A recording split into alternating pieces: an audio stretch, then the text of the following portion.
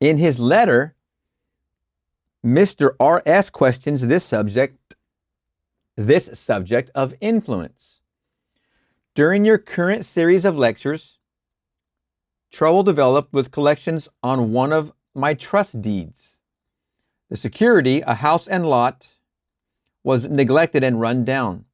The owners were apparently spending their money in bars while their two little girls, aged 9 and 11, were noticeably uncared for.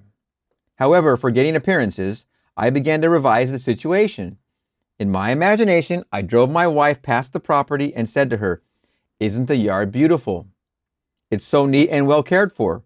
Those people really show love for their home. This is one trust deed we will never have to worry about." I would see the house and lot as I wanted to see it. A place so lovely it gave me a warm glow of pleasure.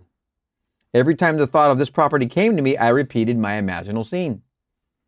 Even every time he came to it, not just driving by it. After I had been practicing this revision for some time, the woman who lived in the house had an automobile accident. While she was in the hospital, her husband disappeared. The children were cared for by neighbors, and I was tempted to visit the mother in the hospital to reassure her of assistance, if necessary. But how could I, when my imaginary scene implied that she and her family were happy, successful, and obviously contented? Then why would he go confirm the opposite? So I did nothing but my daily revision. He continued. He didn't go try and trouble at whatever the scab was or the wound. He went ahead and did the revision and continued in the revision, pouring oil over the wounds. So I did nothing but my daily revision. A short while after leaving the hospital, the woman and her two daughters disappeared also.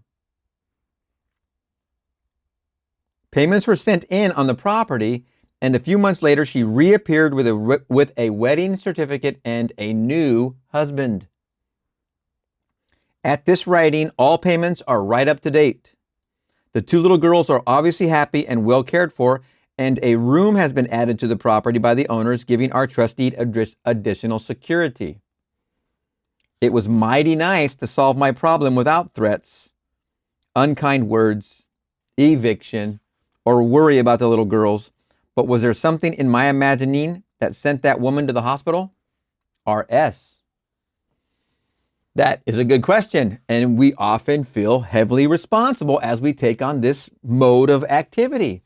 We feel heavily responsible. Oh my, what if I imagine something and it becomes negative to somebody else? That is an immediate thought. It was to me. I don't know about you.